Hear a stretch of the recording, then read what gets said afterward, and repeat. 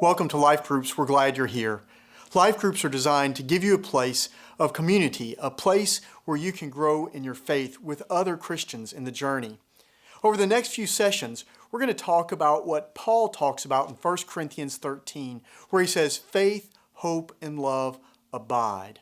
We're going to talk about these characteristics of the Christian life that abide. And in the end, we're going to tie them all together with how we live them out in the world.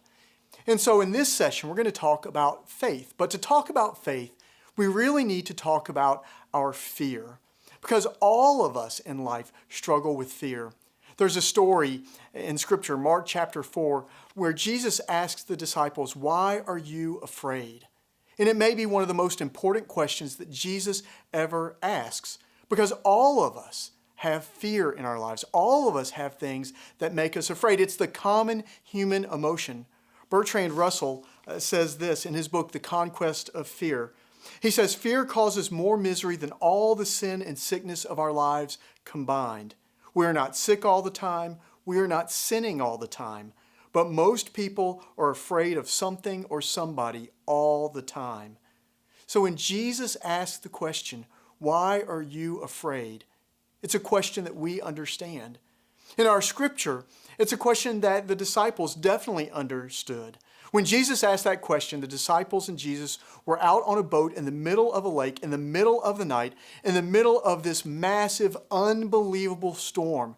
Scripture tells us that the waves were crashing over the side of the boat, overwhelming the boat, and the disciples were terrified. Meanwhile, Jesus is asleep under the deck. Now you need to remember that at least 4 of the disciples were actually fishermen. They were used to being out on the water. And so for a storm to scare them, it must have been a massive, massive storm. They knew what it was like to be afraid that night. But let's take it just a step further. Let's dig a little bit deeper into what was going on with the disciples that night.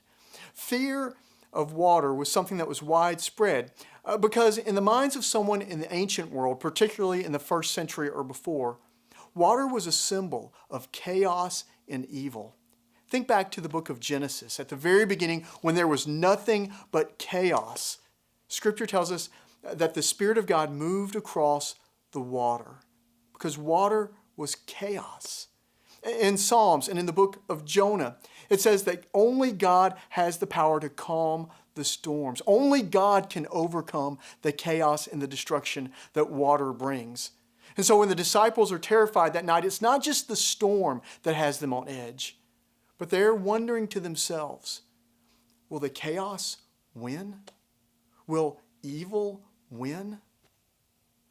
And in life, when we face those things that bring fear to our hearts, the things that we're afraid of, I wonder if maybe that's not really the issue for us. That we're afraid not just of the thing or the circumstance or the moment, but we're afraid that chaos and evil will win. You know, we face so many things that bring fear into our lives.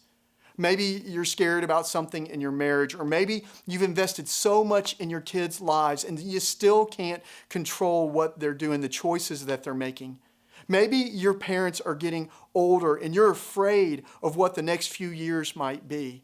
Maybe your job is uncertain right now and you're scared that you're going to lose your job. Behind all of those fears is this sense that maybe chaos wins. Maybe this time the confusion wins out.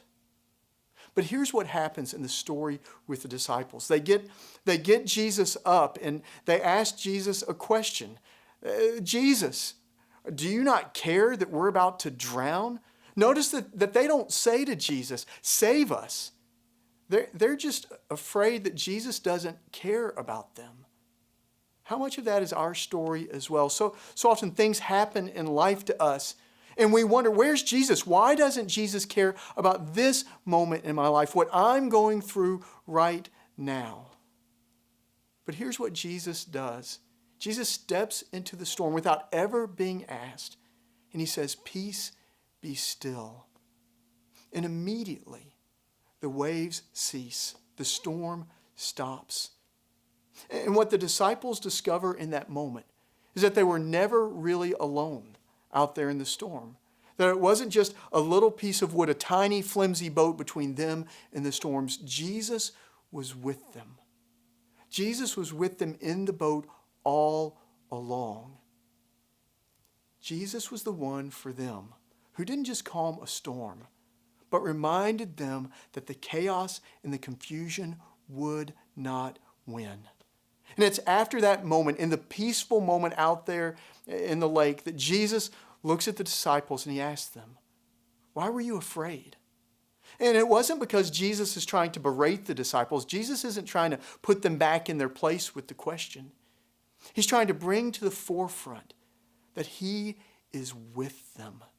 And maybe for you at this particular moment in your life, you need to remember that when Jesus is with you, you don't have cause to allow fear to win. The chaos and confusion will not get the last word. Jesus will.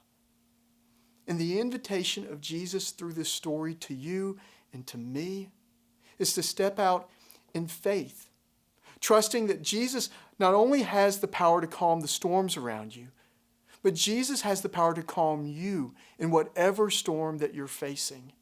It's an invitation for us to trust. Because at the heart, that's what faith is trusting that Jesus is greater, more powerful, more grace-filled than anything else you may face in life. But that's difficult to hold on to sometimes. Years ago, I listened to a lay person step in for a preacher on a Sunday and preach to the congregation. And I remember something that he said. He said, on some days, faith must be a conscious choice. And I always held on to that after that moment. Years later, I got the news that this man's son had been killed in a tragic accident. A couple months later, I was with the father and his wife as they were about to address some of their son's friends, some of their grieving friends of their son. And he repeated that phrase. He told them, "Men, on some days faith must be a conscious choice." Here was a man who understood the truth. The storm was raging around him, threatening to undo him. But he chose faith. And maybe for you in the midst of the storm that you're facing, maybe for you that must be your choice. To choose to trust Christ even when you can't see the end of the storm. To hear the words, "Peace, be still," as a call to your soul. I'd love for you to talk with your group a little bit about maybe some of the things that have brought up fear in you across life, but also talk about what it might mean for you in this moment, in this season, to choose faith as a conscious choice.